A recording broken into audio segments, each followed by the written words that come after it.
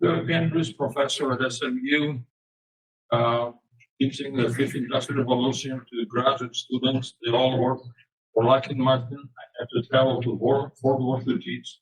They won't come to Dallas because, it makes sense. You don't want to have 25 students or more traveling to Dallas. It's better to have just one person.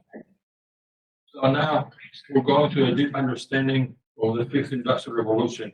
And this is some of the same slides I showed to my students. The industrial revolution is a lot of things. You cannot even mention them all if you wanted to. Very briefly, here is the history of the first 4 industrial revolutions. And the fifth industrial revolution officially has not started yet. But as you're going to see today in my slide, the fifth industrial revolution is already invented in the lab, but it's not introduced in the marketplace. And that's not a surprise because when I was working for IBM, we got a whole bunch of ideas and they were not introduced for 10 years or longer. Now, it also shows another important message. It says digitization, which started in 1983, is still not done today. As a matter of fact, when I invited to some companies of all sizes, even big corporations, one of the things that we find out is that digitization is going haywire because the data is dirty. I can't believe how many corporations still have dirty data today. And of course, in 2000, we moved to the next stage, which is digitalization, which means we're taking now the digitized information, the data, and we're applying it in processes. And that is still in the infancy level. After digitalization comes digital transformation. And a lot of companies, again, they don't know what that means or what you do with it. They think it's some kind of a dessert. One of the major epiphanies is that we're not really entering just another industrial revolution. We're entering a new renaissance because, as you will see with the next slide, everything changes. Every industry, every aspect of business, every sector, everything in life changes dramatically, not just a little bit.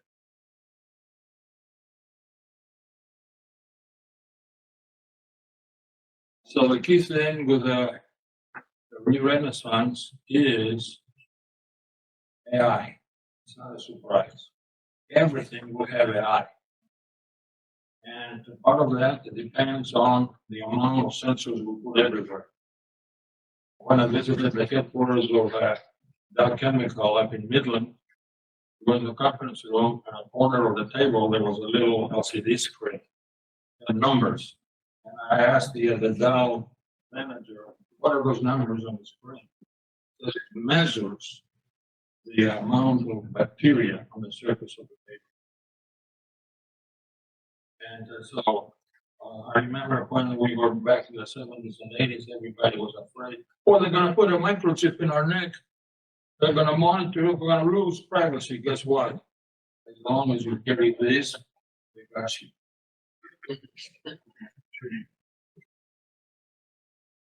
So, and I'll tell you more. Now, when you combine AI with quantum computing, the sky is the limit. You can solve most complex problems in a matter of milliseconds. The big fear now is that nobody's password will be safe. Quantum computer will be able to decipher the password right away.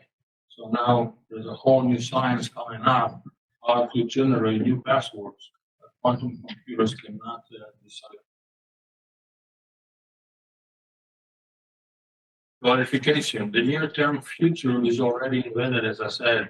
It's in the labs. You can see it, and I'll describe it in a few minutes. What is causing all these, some of all these innovations, especially for Lockheed Martin, is these undeclared wars. The one they have a red star next to it is where Lockheed Martin is involved. Lockheed Martin doesn't tell the world, but they're leading the world cybersecurity and espionage, space wars, etc., etc.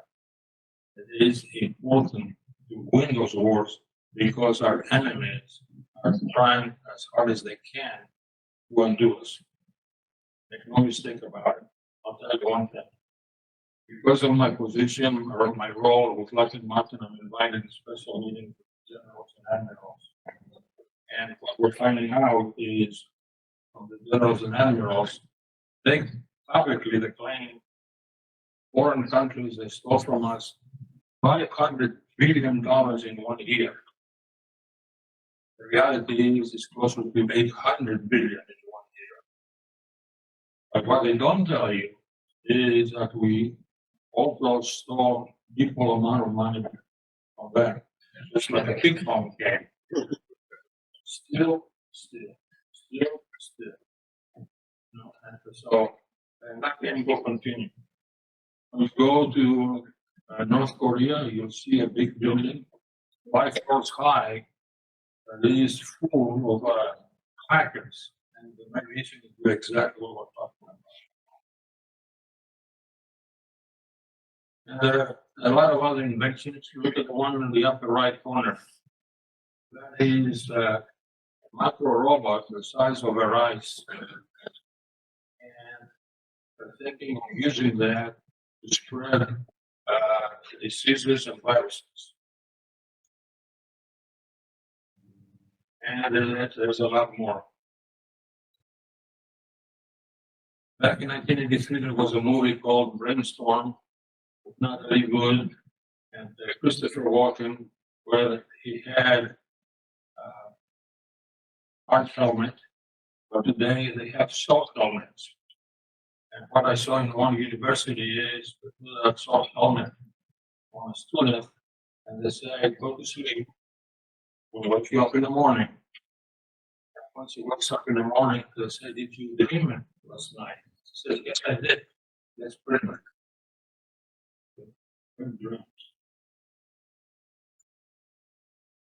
And not only that, in different university, they put the same type of a soft helmet on a student, and they tell the student, don't type anything, don't say anything, just think.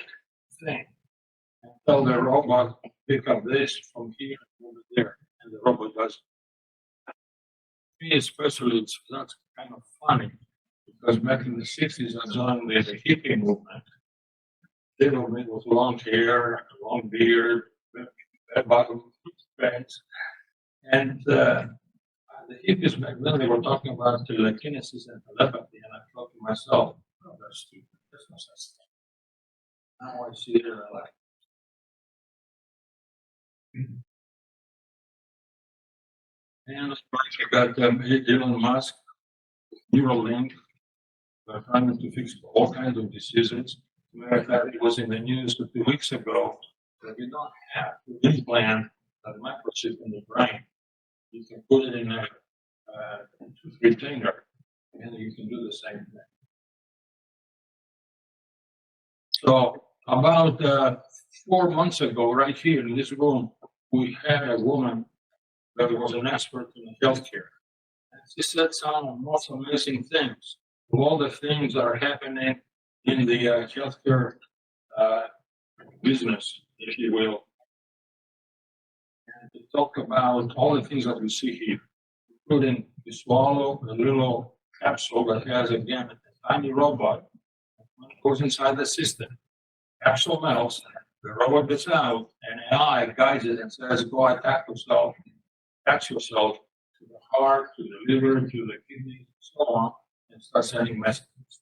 One of the key messages from that woman was the body itself already has many sensors. But up to this point in history, we didn't know how to tap that information, extract it, and know how to do about anything about it. Now with pure science, they're trying to do that. Connect the internal sensors to the external sensors and start taking advantage. China detected Alzheimer's from eye scans in seconds.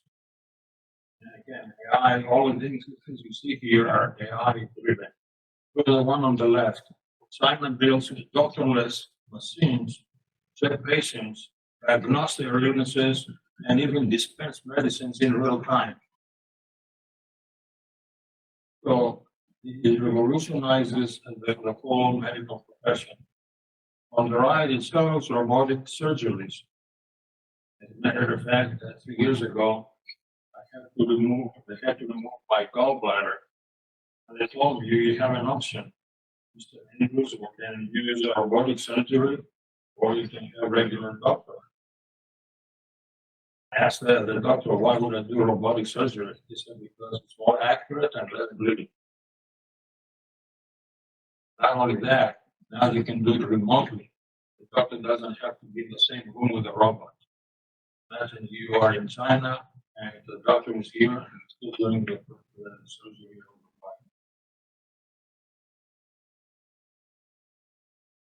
Everything you see on this one is AI driven. Same thing is happening with education. Smart education is again going to be driven by AI. Our education system is primitive, still stuck in the third industrial revolution when industrialists like Henry Ford and Carnegie, Rockefeller were telling the leaders of the education system, I want when these students come out of your school to work in my factories. Believe it or not, we're still stuck in that mentality. One of the things that is missing, we'll get the discussion this morning again with the Innovation Center, people don't teach soft skills. What is the number one soft skill for the fifth industrial revolution? Critical thinking. None of our teachers and even professors can even know what the hell that is. So we have a long way to go. I am part of a study done by an Exec to find out how to improve community college education. We created a whole bunch of new courses to roll out to 400 community colleges in 36 states, and we did a pilot program with the students. And the first thing that came out of their mouth, where are the soft skills? So it is important to understand, education needs to be changed dramatically. A lot of schools don't teach yet AI. Companies like Lockheed Martin, they need to hire today hundreds of AI experts they cannot find. Something to think about it. Smart education, again, will involve AI, smart whiteboards, interactive. You talk to the whiteboard and brings out the right picture. Roll on it, change it. They are holograms, virtual reality, augmented reality, mixed reality.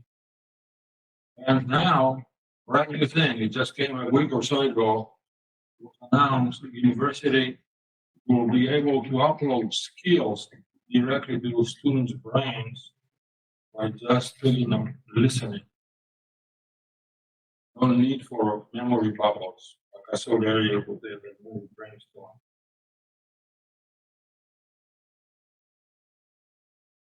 So, machine learning, AI, deep learning eventually will be learned the easy way through AI in schools.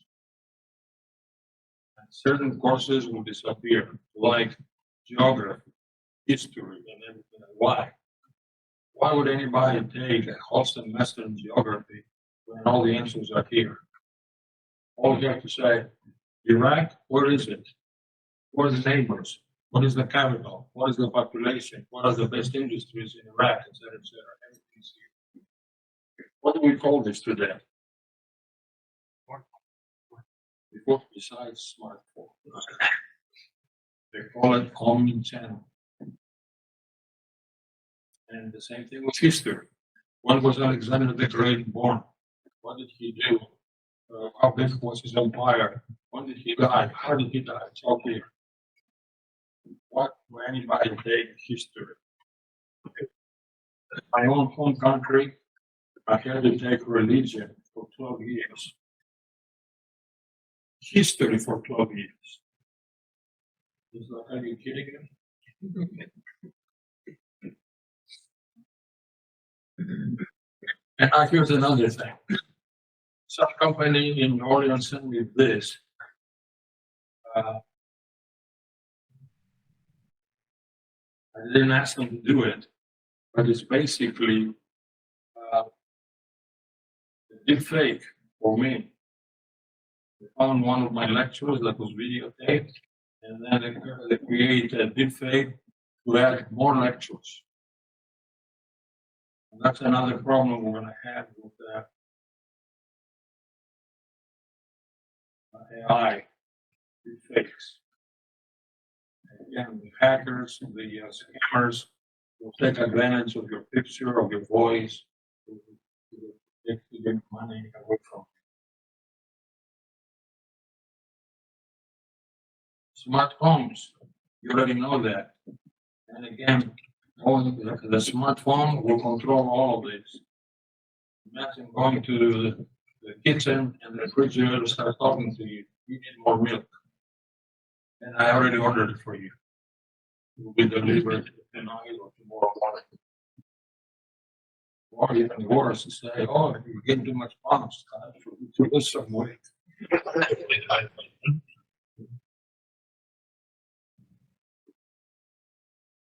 Okay, and also smart bedrooms and living rooms, and everything will be smart.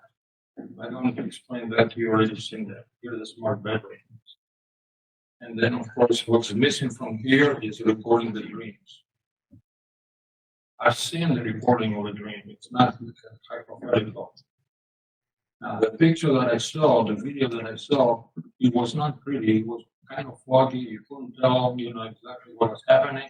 But that's no different than when the first picture, still picture, was taken.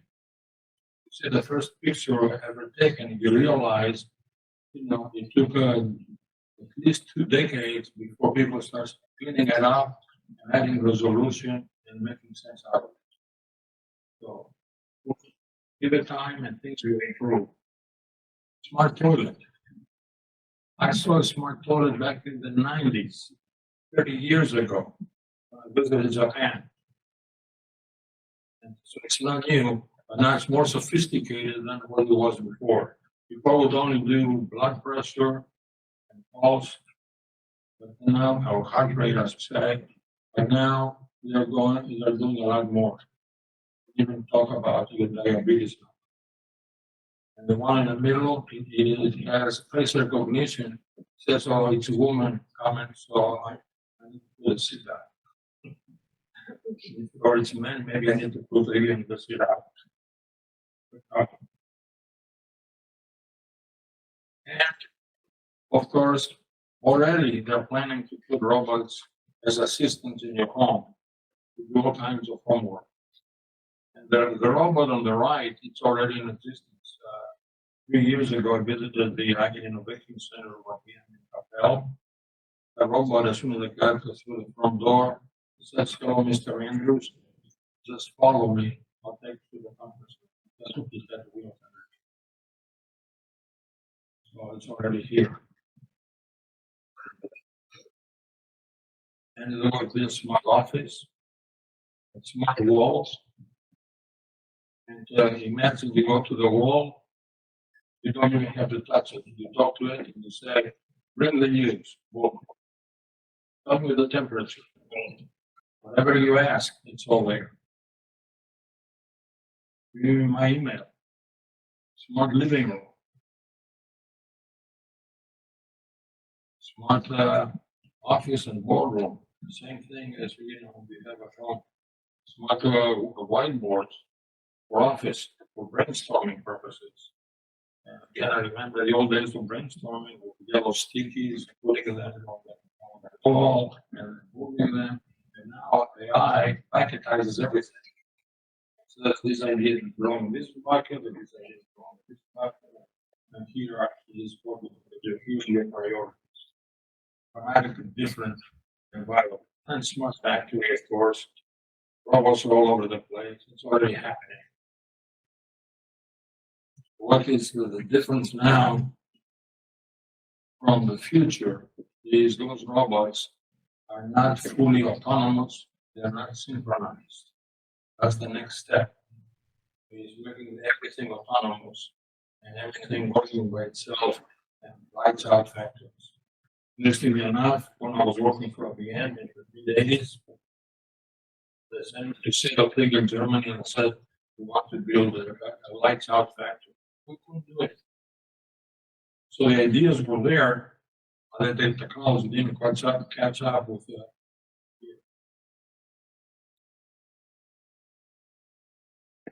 And of course, the big buzzword in manufacturing today is digital twins.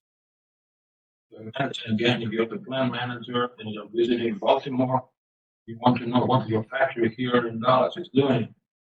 You bring up the digital twin and you see what is happening, and you see machine number 14 is down. And you ask, why is machine 14 down? Gives you the information. How long will it be down? What else will we need? You don't need to talk to supervisors, maintenance, or anything. It's all right here.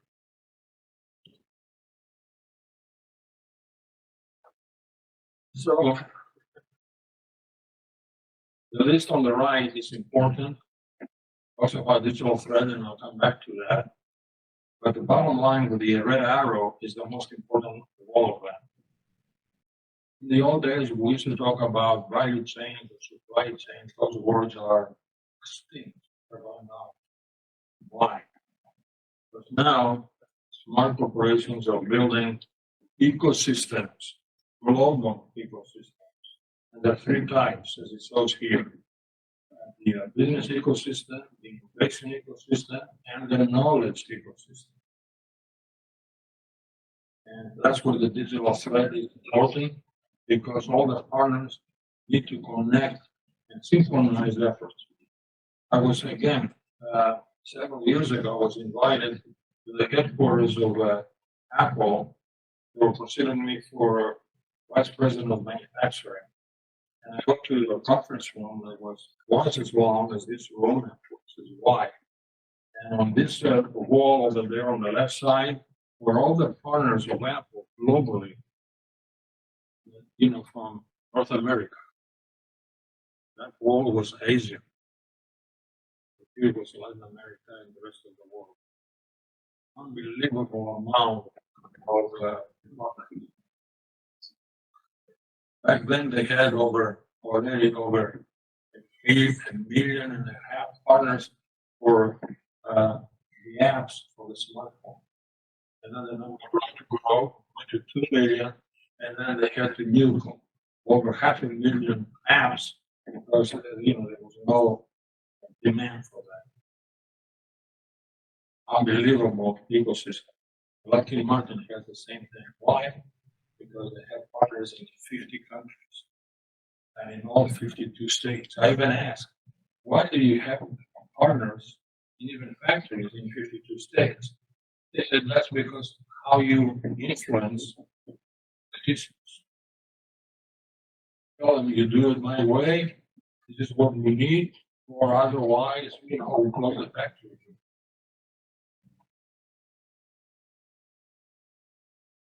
Here's an interesting quote. Corporations must embrace the benefits of cooperating with one another. So here is what the innovation ecosystem. I took a picture from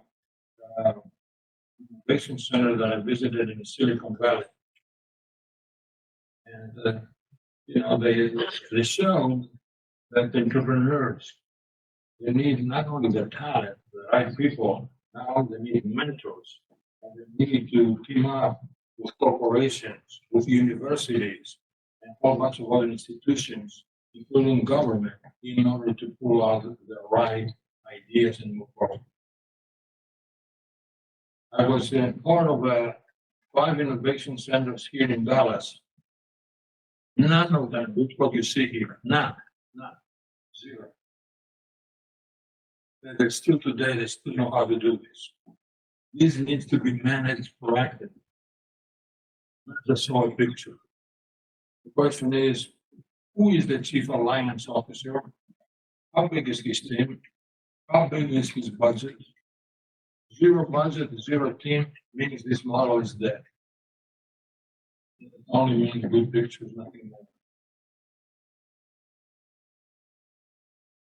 Here is a part of the ecosystem. It doesn't show, the full picture, but nevertheless, you get the idea how they think.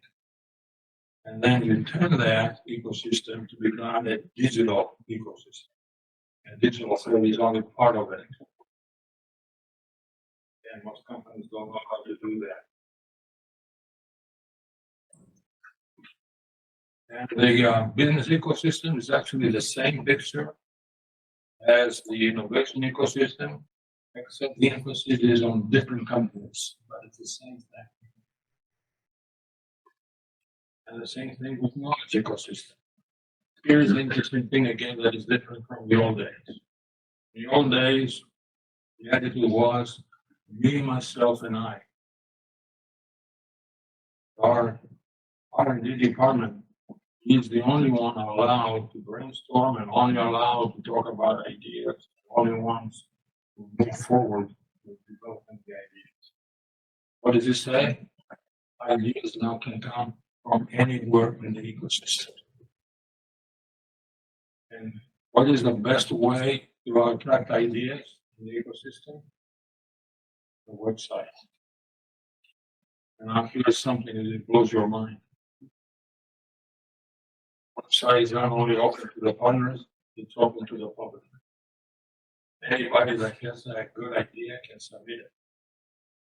And but the key to success is to reward individuals or the companies that submit their right idea. When I was working in the automotive industry, we had distributed suggestion boxes hanging on the wall throughout the factory. Guess what was the percentage? It was of 4%. And no reward. So what do you think happened? And police eventually they didn't submit anything. Zero. It's like forget it. They ain't gonna do anything. I personally submitted 4 of them. And they wouldn't do any of them. And one of them was because the axles were falling off the car. I was a manufacturing engineer for transmission and chassis division. And back then, the axles were falling off the car and cars were going into the ditch. I told my boss, I need to talk to the design engineer. Tell him what's wrong. He said to me, you dare to go down to Dearborn to talk to the design engineer, you're fired. You're not allowed to call or visit the design engineer. Dramatic different culture and mentality from back then to today. Back then, Ford was known as Ford stands for fix or repair daily.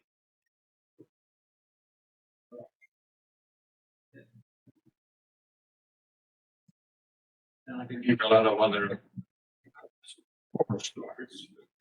And now there's a fourth ecosystem. The fourth ecosystem, and this is why I showed you the slides from Nepal and Bhutan, because they got excited about this slide. They wanted to, they wanted to pay a lot of attention to the circular economy, waste management, factoring sustainability, et cetera, et cetera. Well, it is important to understand smart companies and smart countries, they look at the big picture. The smart ag. That's what Chris and I were talking before the meeting. Driverless vehicles for tractors and combines and plows and drones and a whole bunch of other things. And all they get managed from this. So, again, I hope we understand when I said earlier, that AI is changing everything. It does.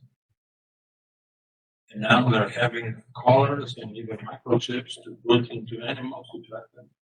And no need anymore to pet animals. They can find them, they can bring them back. And not only that, the microchips also can tell the farmer that your animal has the following illnesses. It's time to take your animal to see a doctor. And now we're talking about vertical farms, vertical gardens, and the whole mentality behind that is no more deforestation and land desertification. It's all done vertically. So hydroponics, aquaponics, and hydroponics, they're all now in Europe more than any other place. You can find those. The best one in Europe is in Spain.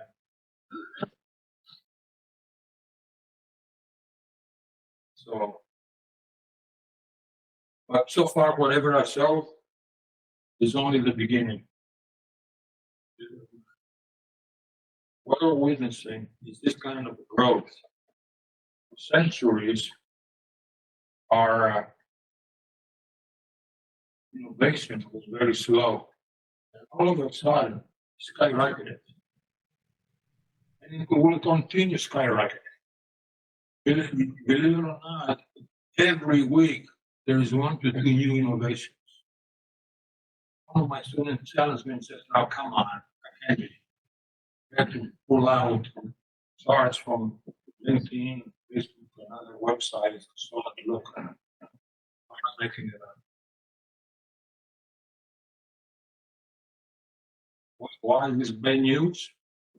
Because the majority of the population cannot keep up pace. Start hating technology. That will make what we'll talk about in a few minutes, the gap between the haves and the have big, and that is a problem for any society. Let me ask you, why is the gap between haves and have-nots a problem? What goes on? What happens? What are the consequences?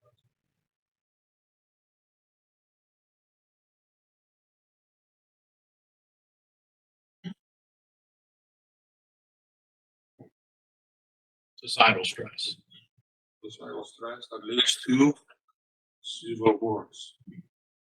The French Revolution, the Spanish Revolution, the Bolshevik Revolution. That was a manifestation anyway of that stress between the haves and the nots.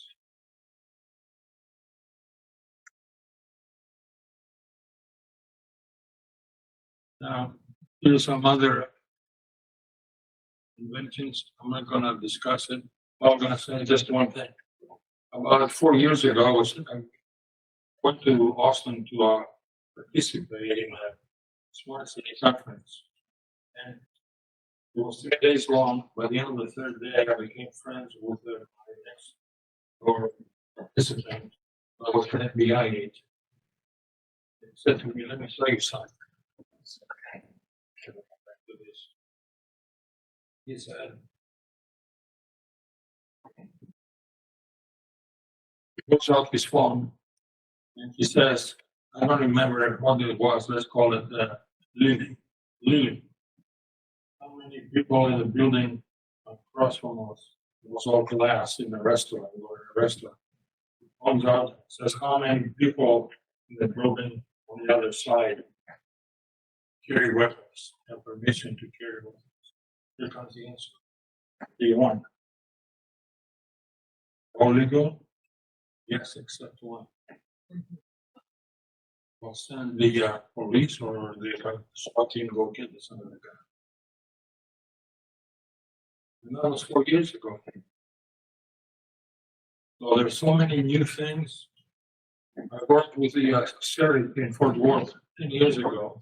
And his idea was to have wearables that will give you all kinds of signals, including sensors in the holster of the gun, in the holster for the rifle that they put in the middle of the car in the front seat.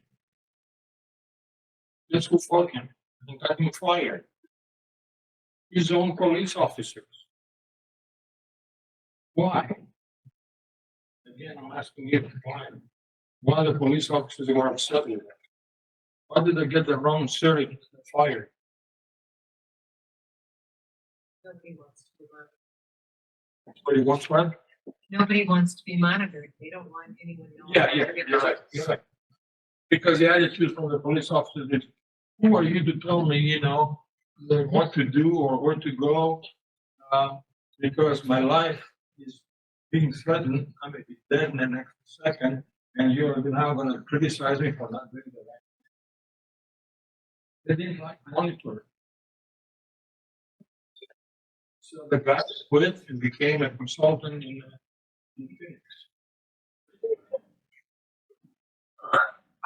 So there are a lot of other innovations all over the map.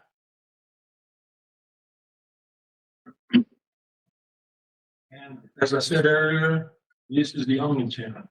You can become your personal legal advisor, your accountant, even your doctor, your consultant, your secretary, your business coach, business advisor, etc., etc., etc. So a lot of people are now trying to figure out how to even add more good applications on the phone to do all that we see. That's why they call it omnichannel. And the omnichannel, believe it or not, leads to something even more important, called omniconvergence. It's converging industries. And one of the famous convergence is the entertainment industry and the technology. They call it now infotainment. And you'll see a lot more for that.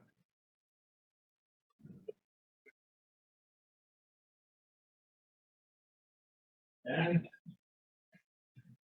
of course, you have now both Meta and Google and other companies saying, oh, you don't need a smartphone. You put everything on the goggles.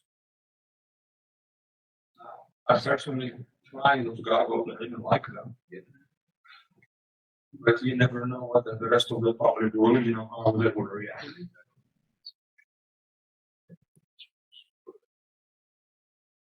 And eventually, what all that leads to is autonomous cities.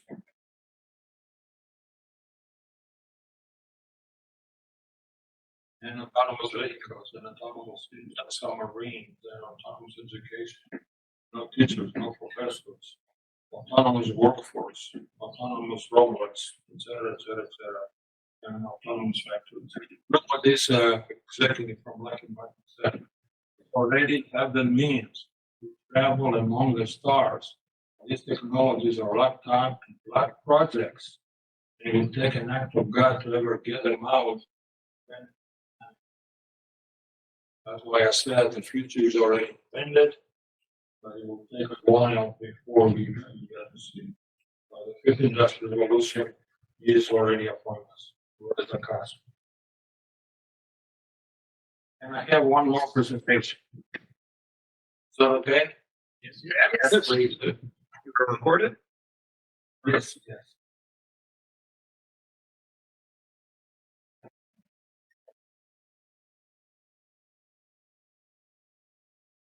I'm not going to cover everything, but all my slides that you see today are in the website called internationalinnovationcenters.org. Can you repeat that?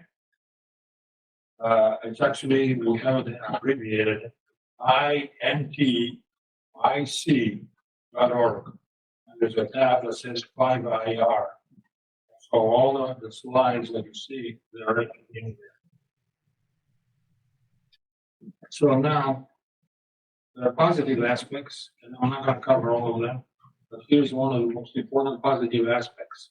Always there's a fear, oh, it will be the end of the world, AI will eliminate jobs, we're going to be unemployed, etc. Look what it says here.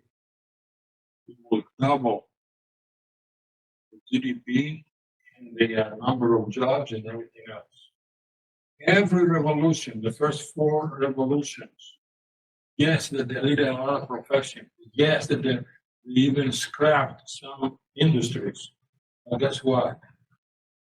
a few years, a whole bunch of new jobs, a whole bunch of new schools, a whole bunch of professors and everything. It will happen again. We're gonna go through a very difficult period where a lot of people will get laid off. But at the end of the tunnel, I'm gonna see this what we see here. Ford CEO says he has 5,000 open mechanic jobs and six-figure salaries, but he cannot find them, just like I was talking about earlier with Lockheed Martin. They need 3,000 engineers, they cannot find them. They need a whole bunch of AI experts, they cannot find them. So what does that mean? Young people need to work, find the right careers. What I see in my own university, we have flooded out in enrollment. A lot of young people don't come to universities anymore because it is, why should I go to SMU after 5 years? Because that's how it takes to get a degree. It's not 4 years anymore. Why would I get out of college and end up with a $200,000 debt when I can go work as a construction worker and make $80,000 a year? So the perspective is wrong. What is Europe and other countries in the world are doing? Free education for universities and colleges.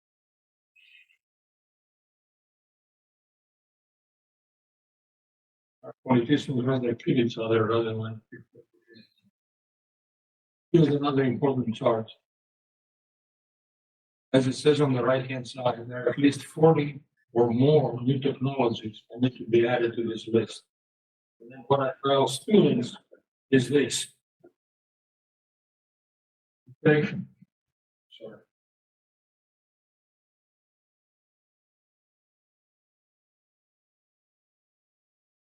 Sure.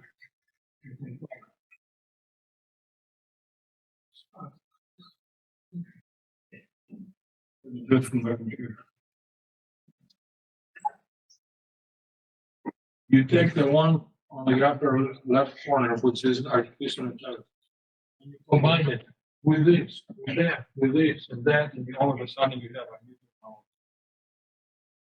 I'm 99 years old. I wish I was like 20, because I see so many opportunities for new innovations. It's unbelievable. As I was driving here today, I was thinking of a new app with a smartphone. And so opportunities are there. People need to open their eyes to see what really is available to them.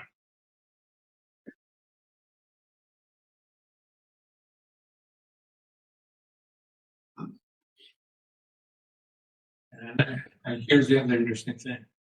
For every new technology, there are minimum 5 new professions created. 5.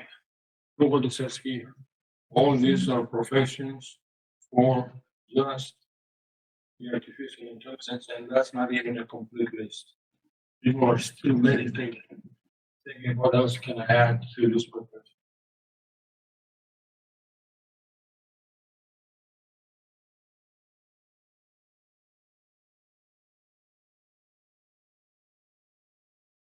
And here is some interesting things. The first 4 industrial revolutions created a lot of problems for society. Besides pollution, besides desertification, besides deforestation and so on, a lot of other problems, including a lot of illnesses. So now, AI with the right brains can fix all those problems, and that's what we're working. That's exactly right.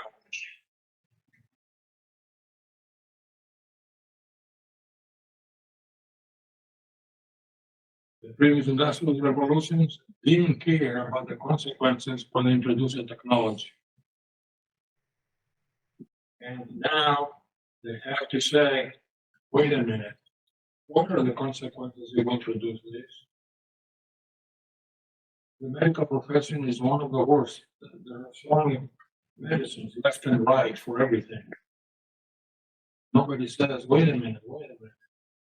I even went to my own doctors. I suffer from 2 severe illnesses.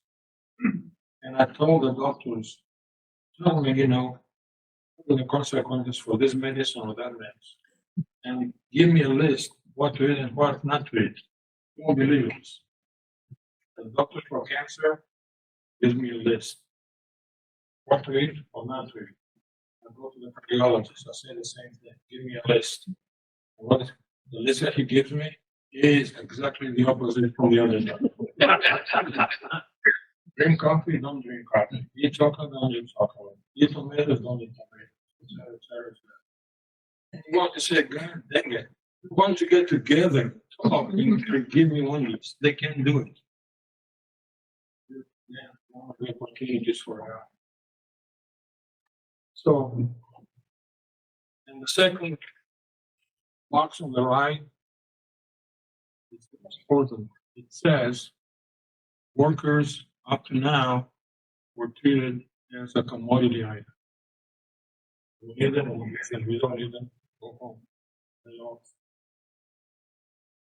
They were subservient to the machines, augmenting the machines. And now the fifth industrial revolution says no more, no more.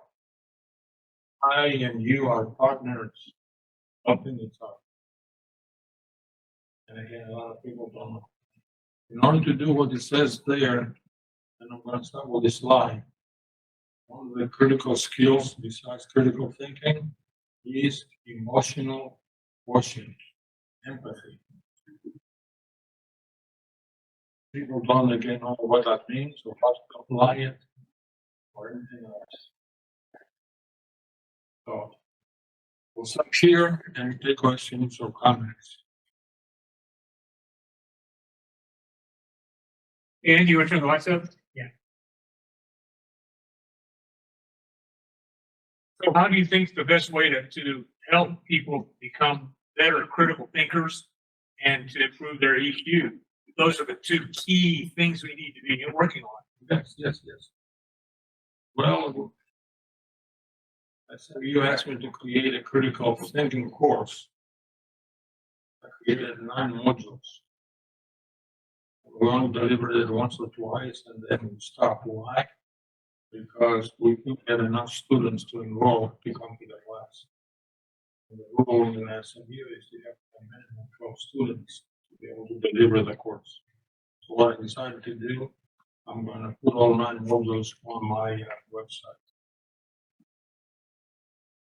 As far as EQ is concerned, there are all kinds of lessons out there, including YouTube and others, But here's the important thing. Up to this point in time, people thought IQ was the most important and only important thing that mattered. Now they're learning there are different quotients. Besides EQ, there is DQ. What does DQ stand for? Digital quotient. And oral quotient. And other quotients. So people need to understand. Again, critical thinking, one of the things they teach us is, if you understand critical thinking, you're also good with creative thinking, outside the box thinking, holistic thinking, a whole bunch of other things. And you need all of that to be a good scientist, a good engineer, a good leader. Yes. And ethics. Ethics, yes. Ethics courses have disappeared. Yes. And ethical discussions. No,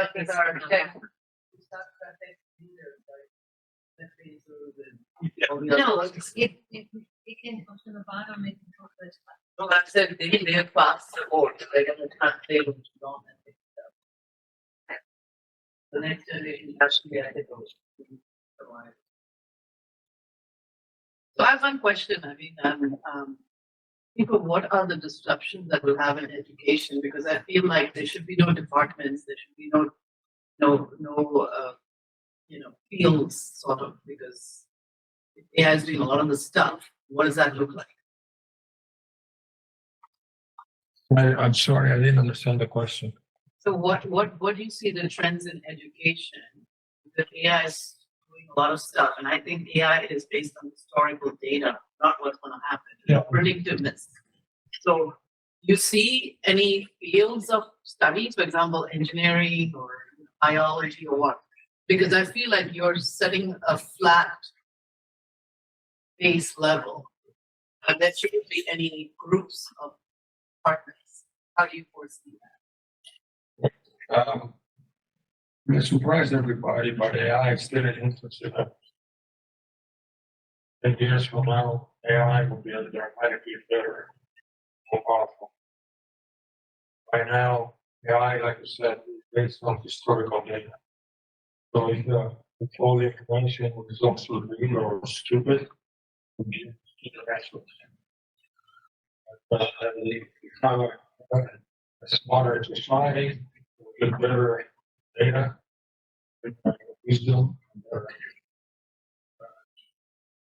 don't have that. A lot of people don't want to talk about it, they hide it, but the reality is, AI won't believe this, it was invented back in the 50s. What we had was but I'm not sure the current AI will even survive the way we're going. Yes, sir. What you're saying is totally right. I mean, I remember 10 years ago that I went to San Francisco and we met with a young lady named Tam Lee who had started a company there. And basically she showed me a unit that you could put on a man's head and he could think about something and it would happen. So what did she do? She came up with games for someone to walk and turn and do this and do that. That's kind of what's going to happen with AI. People are going to come up with games. They're going to come up with whatever a market can absorb at the time. And then finally, they're going to come to the conclusion that, hey, we need to do something meaningful. That's what's going to happen. It's the human nature that we go to the foolishness. Yes, sir. So, along similar lines where we're talking about, the thing I'm wrestling with AI is how do we build it? How do we have standards? How do we have ethics built into this? I watched what, I don't think any of us can deny the damage that unregulated social media has done to the world. That was just stupid. And my background years ago, the media business, telling me that. But I'm looking at this and you look at what Musk does with Grok, right? He puts crap in, it's garbage in, garbage out. Yes. So how do we, or is the horse out of the corral already? Well, that's part of our learning curve. Mm-hmm. Right now, we don't have the right boundaries for AI. We don't have the ethical and moral boundaries. Say, this is good, do it. This is bad, don't do it. Is Europe ahead of us? Again, is Europe ahead of us on this? Or Asia ahead of us on this? China. Yes. China? Those are collective societies. Yeah, there are rules in place. Because in the US, they are not being followed. And this is the unfortunate truth. Lots of rules aren't being followed. Right. There is the EU AI Act. There is ISO 42001 standard. Yeah. It's an international standard. Because Europe is so far behind. Let's not follow them. They are locking themselves up in regulation. China is using their AI against this. The US is the place where I need to be for AI. What you don't Away from the regulation of Europe. what you don't want is, and I've written a few papers that maybe shared, is a type of plutocratic platform, right, that creates cartelian conditions, right, that fundamentally then decreases, let's call it the dynamism that is human liberty, which is central to innovation. If you study innovation and you study our capital productivity compared to China, 5 to 1. The reason is the range of human dynamism. Now, I'm not agreeing with all the ill effects of that, but I can't deny the dynamic effect of the productivities, right? So how do you come into the real issue is how do you balance that policy. And I have to I did some time with the IEEE committee writing ethics rules for AI. And the issue is that there are social products in morals and ethics. Those are socially constructed, and they're also tribal. The idea of platform economy is to begin to normalize and, let's say, create, to your ask, standards, right, and structures that are useful to high velocity trusted exchange. If you study the flow of capital, you study the flow of innovation, it is best served in high trust conditions. Right. And so ultimately, the idea of moral economy is in this classic issue now of tribalism becoming hyper-connected. Right? This is the friction you face. Okay? And so the idea that you can defeat that friction by policy is naive. And Rand's approach to this and DARPA's approach to this is they understand that federation is central to the diverse resource economy underneath the model that they use to create teams, right? Heterogeneity in the tool sets, and then that they federate that for rapid composability through ISR, intelligence, surveillance, recon, to create targeting packages that can be rapidly composed and delivered. What they've accepted is the diversity under the resource model as something they're not going to try to defeat. They simply are going to federate it within their preferred capability structure, right? And this is what we're missing. We're trying to create something that basically says we're going to cure humanity with an algorithm of this tribalistic construction. And that somehow we will magically arrive at an agreed upon set of values, right? That basically takes care of that. And I, as a systems guy, dealing with this in data, by the way, data is tribalistic, right? It's semantically tribal, right? And so I can't turn that on, okay? So what we can do, and where the technology is leading us, is the ability to use different global data catalogs that deal with semantic resolution, global, let's say, homogenization. We're using platforms today, Microsoft Fabric as an example, that begins to, let's say, take away the heavy lifting of resolution of those things to make it easier. And what I found in all of that is that the common language, I don't care where you go today, because of the economic systems we all live in, is binary, profit and loss. Right? This is where the unification occurs in a natural way because the ability to trade stock depends on it. Right? And so all I'm coming to is when I get to analyze this problem, and I look at feasibility of reconciling tribal values and all these things in a hyper-connected world, I don't see that as something that algorithms will do. Like, that's my biggest challenge as a systems guy. Yeah. So I view it, I'm a marketing guy. Right. I view it from a whole different aspect. Probably in a room of all engineers. Linear thinkers and the non-linear thinkers.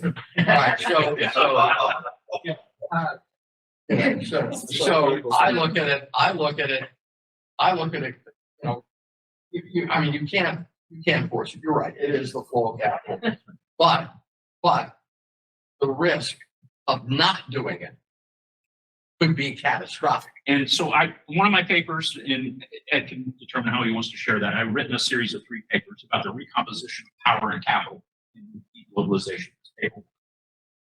Paper 2 is about advanced mathematical formalization in mathematical proofs for detection of errors early in the engineering process and engineering those out.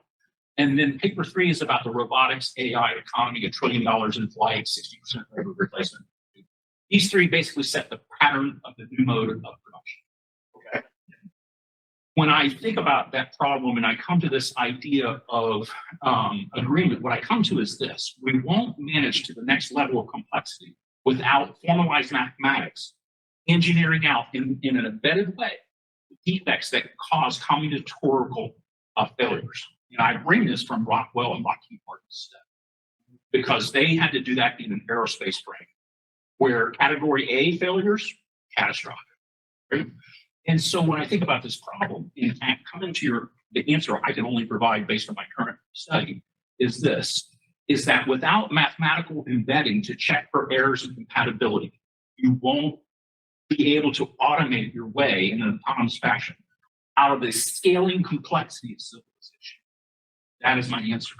And so, and I had this conversation with Phil last night, is people will have to accept, in my opinion, as an engineer, looking at this at a civilizational scale problem, algorithmic management and embedding. That's where you have to go with this. So Ron, simply, it's like error detection. Yes, indeed. And I can send you the studies you're welcome to look at. I actually get that. I get that. And so what's happening with capital in automation now, advanced mathematics, where I have alpha proof and alpha geometry similar to AlphaGo and Deep Blue, beating the best chess players in the world, beating the best Go players in the world, is actually happening now in mathematics. Okay? And now that portends autonomous, but what it does is it shifts the engineering budgets into early mathematical formalization in order to engineer out defects through combinatorial modes in components, right? And in that way, I don't have to have as heavy a testing regime because I'm engineering that out. And my certification now is far easier because I'm decreasing, I won't say the state space which I'm operating, but at least the ability to not have to manually go and test all the various pathways, topologies, and combinatorics that cause catastrophic, unrecognized failures, which we did, things that failed that we didn't do. And so that's where I see this going. If you don't take an algorithmic approach to that complexity management, you're going to get to a catastrophic failure.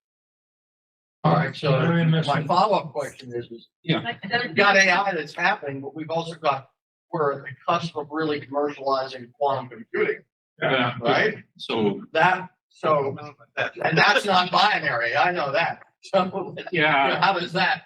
You're not an engineer. I'm not an engineer. But quantum's use cases are three: optimization, simulations, and cybersecurity. Okay, and what it adds in those spaces, I've been down the rabbit hole, right? Is in a single word, speed. Okay, it's able to load up a lot more data, run through a lot more simulations, and deliver an answer. So digital twinning, real-time meteorology, or however, large systems, large data, the ability to do predictives in real time. That will formally very hard. But with that, go ahead. So I guess my question is, do we need to publish these papers? I sent them to Ed. I know a short timeline, to be fair, to read those. And the reason I put those out is because I want feedback from colleagues, right, on my analysis. I also have a generative dynamics framework that includes quantum. I didn't share that fully. But all I was asking is, look, this is the way I'm thinking about the recomposition of power, the advancement of technology and the economy it's going to create. Okay. And then, by the way, the signals that we're seeing in automation and what it portends for autonomous composition of a complexity layer humans cannot manage. That's the purpose of those three. They're tier one type papers. I don't need anything other than to share it to be my best thinking to my friends and colleagues. And I would very much like the feedback from those papers, because I think my hope is they stimulate the type of reasoning that says we don't have to be overwhelmed by this moment. There is a way to think about these things that allows me to respond rather than react. Ron, Yeah. take this offline. You guys should get Okay. together Yeah, afterwards. thank you. We just have a couple minutes left in what I'm gonna call the formal. Any burning questions that were appropriate for the group? Let me throw in this idea. Let me know if you want to see Ron's paper. He explains a lot more in the paper about what he was talking about tonight. I'm glad to share it with you, or you can get with Ron and get it directly from him. Either way, come see me, give me your email address. I'll give a piece of paper here, write it down. I may send it out to my DL, my distribution list, which has over 500 people on it. I don't know if I want to do that. But people that are interested, come see me. I have a burning question. So I have, Please. I've got two kids who've gone through high school and college, as ready jobs. And now I have a teenager who's heading, in 3 years when we go off to college. What is you going to do for her in this sense? So that's all on just the potential colleges. What does she want to do? Yeah, she's in a good place, but it's aware of the world right now. What does that mean? SMU just introduced the last few weeks a series of new courses, machine learning and artificial intelligence and other things, which hopefully will influence a lot of students the right way. I want to make also one last comment. Since the beginning of time, no matter what people invented, including the wheel, including the printing press, including electricity, including of course nuclear energy, and now AI, they all have a dark side. And no matter what you do, the dark side still exists to this day. All of them. Okay? Because evil people will find ways to go out technology and use it to their advantage. So, Are fighting. Let me throw in one last thing and leave it not so in a dark. All I was gonna say is the universities are already changing. They're already trying to change. They're already having discussions about changing. And you don't have to worry about your daughter by the time she gets there in 3 years. It's not gonna look anything like it looks right now. And Philip, you can tell, I mean, there's discussions going on right now about changing the entire curriculum of schools because of AI. I wanted to make a comment about something that the people said earlier. When a new technology comes out, it is used for games and toys and junk and crap and bad things and good things because we don't know what it can do. And then I spent most of my career doing life research. I wasn't the one inventing the core technology, but I took the gaming technology that was being used in the 80s. And in the early 90s, I used it to create the digital twin and virtual factories. I did the first work cell visualization. But it was taking those games and those nothing and those crafting things and using them to monetize it. Because by the time the 90s hit, we had enough horsepower that we could do that. You know? And then each decade, we've been able to do more. And now instead of each decade, it's like because the technology is improved. So I think it's okay that we're messing up. And I think it's good we're having these social discussions. But it's hard to regulate something that's in its infancy. And these large language models are in their infancy. So, you know, it's going to take time. Thank you, real quick. Yeah, so I'm an engineer. I've got a basic question. Should software engineers really start thinking about our stuff? That's the one. That's the burning question. It's really good. I like it. Then, Just one, you make a quick There's comment? not going to be Yes. that many jobs in it. That's what. I think if you are a good software engineer, you should continue being one. Because I can give you multiple examples where vibe coding has gone down the tube. Right? Because you need to know what code the AI is outputting. All this nonsense that you hear about we won't need programmers anymore is exactly that. It's nonsense. Yeah. The demand is going to go down. Like, so I already know that if there's 10 software developers needed now, in 5 years we'll need probably 3. There's still really good ones. Well, It's a different kind of software. right. It's the skill sets which are going to change. It is not going to be the same 10 software you engineers. know what, right? Maybe my experience is less compared to others here, but for the past 2 years I was working with VA, and I will give an example of what you said. I'm completely different. Because the Claude latest technology, the Claude build itself, the new version will be completely built by itself. We are talking about vibe coding. Vibe coding will not be the future. There will be another set of LLM which will be giving input to vibe coding. The problem with vibe coding is we are giving the input wrongly to the vibe coding. That's the reason it's happening. Okay, in future, and another LLM will be giving input to vibe coding, and it will give a perfect output. I don't think. No. No, I'm sorry. I don't buy that. It's the people who are giving the wrong input. Okay, it is the people not taking care to check the output. That is the problem. That is That's the problem with vibe So coding. I have a simple example. Right? So I'm a manager. I hire people and all that. So 2 years ago, I was fighting management. You get a set of guys, students, one hand. would write Python. I don't do that anymore, so already kind of Sure, yeah, shared the job in it. yeah, absolutely. So And I think you're hitting the point I was about to make. There is not going to be need for junior level programmers who all they are doing is churning out boilerplate code. You have AI to do that. But for things which are mission critical, where a single mistake in a line of code can That's right. cause people to lose money or lose their lives, you need a smart software engineer to do a code review of the code and spot the error. AI is not going to do that.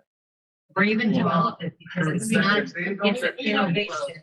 As opposed to, you know, Part of developers, we're not put something in junior development. I'm students.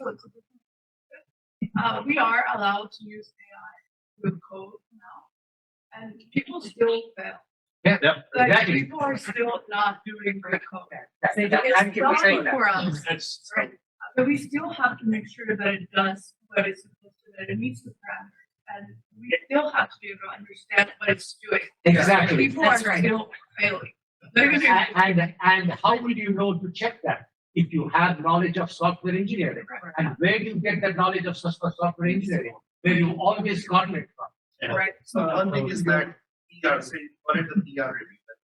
That's already been done by AI. AI already does AI can't, 10 times faster what you. If I'm a software developer, my PR is AI. There's The only thing which I see is the maintenance part. The EA will develop the code, it will go to the production department. Where we are lacking is the maintenance, how it is working, how it is taking things serious. That's the only place I feel that is the intervention of human as of now. so when COBOL was invented, they thought, okay, all these assembly language programmers are gone, we're not going to do it. Then we had C came around. We did object-oriented programming. Oh, we won't need programmers anymore, everything's gonna be object. Every time there's a new innovation, we don't need the old type of programmers anymore. We need the new thing. I think that's the difference of AI. Previously, the innovation was like this. Now the innovation is totally different. The innovation- So, but I the watched key him doing difference it now my is entire we career. can have instant knowledge and learning. And That's what's changed in the world. let's come to the right? system structure issue is that labor is no longer the driving constraint. Right. And so this idea that, for example, in CI/CD work, we have code queue, and it can go out there and based on whatever rules you set, it can inspect code for those types of structural defects, other types of, as you know, in Jenkins and other flows, right? We can look at PII, we can look for course credentials, all those things that environmental strings that are hard coded, right? So point being is, I think, and this comes to the very basic issue, is that the rate of generation is exceeding the rate of governance. That's really the dynamic you're facing here. And so and coming back to my claim about mathematical proofs, normalized proofs, and automation in tools like AlphaProof, Daphne, within Lean or COQ, which are formalized, let's say, structures for software, right? In critical systems. So I think we would, and I'll share the study that I went through with Lockheed Martin and Rockwell that illuminated this for me, which is how they classify severity of failure and catastrophics, how they adopted testing patterns and regimes and engineering patterns and regimes to eliminate those so that they're not engineering a cascading defect. That was very instructive for me to learn how to think about that. So I'm happy to share that if it helps the group. I think, and the biggest challenge we face in this moment is please don't become overwhelmed. Please don't become paralyzed. Please find that there are ways to think about and engage with these topics in a way that we can, as engineers, do what engineers do best. Analyze, decompose, and reconstruct, and refactor, right? The function, right? That's what we do. So I think it's surmountable. And this has been the conversation today with John, our sponsor in the Innovation Center, is we do need to raise our games. That if we want to transform our systems, we have to transform our communication. And that's really what my writing is about. Well, Any last burning, gotta get it out? I'm afraid to ask. I think burn that whole thing down. That's what this group's about. So Yeah. it's kind of hard to slow that down because that interaction is what we're here for. We call it food fight. And We like the food. stronger the personality, even better, and so forth. Well, So Gary, at night, since you know, Gary, since you asked, I have to say. I'd like to disabuse this room of the notion of is far behind. That is a self-serving myth that has been perpetuated by a lot of big companies. Have you guys heard of Synthesia? Have you guys heard of N8N? Have you guys heard of 11 Labs? Yep. Have you guys heard of another book? Those are all European-based companies. Please let me finish. Some of the most exciting work in AI is being done in companies that are free. Let us not go around saying that the US is so far ahead of it. That is not the case. 100% say it. Please go ahead and say it, but you'll be wrong. I mean, I would love to agree with you before you be wrong. John Belushi, when we need him. There's companies in Europe, big money. Yeah. So, real quick. Sure. I'll let you have the last word. Make it. Come to America because Europe overregulates. ARM is the biggest example. All the companies. That's a completely different area. I know what ARM It's is. about the regulation of companies in Europe. You have to regulate AI is failing in Europe. Last minute, so now you're- Okay, okay, come forward. What's the possibility of AI becoming the downfall of man? It depends on the man. I mean, I'm serious. I like that answer because it comes down to morals. Yes. So look at it from ethics.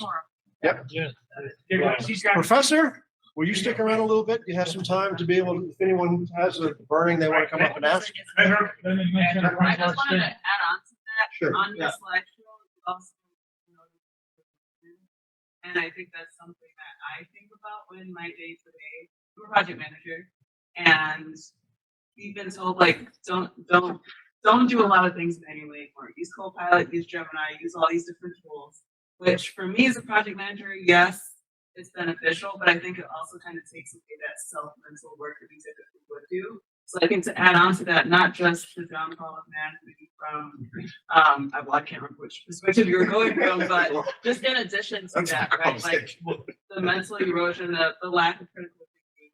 You mentioned it, some folks, but I think that's my other concern when it comes to just human beings in general. In the thought leadership circles, I'll just say this in closing. It's the difference between a cognitive prosthetic and a cognitive augmentation. One supports and becomes essential of it, right? And the other just continues to augment and add value in the synergism. And you're not alone in that observation. There have been actually studies which have shown that the brain activity of people who are just blinding which activity is much less than the brain activity of people who are given the same task but had to think for themselves. So you're right on target. All right, so we're gonna go around the room really quick. Because there's some people that want to leave. But let's start with Saul. Yeah, let's start here. Name, rank, serial number. Is there anything that you're looking for of the group?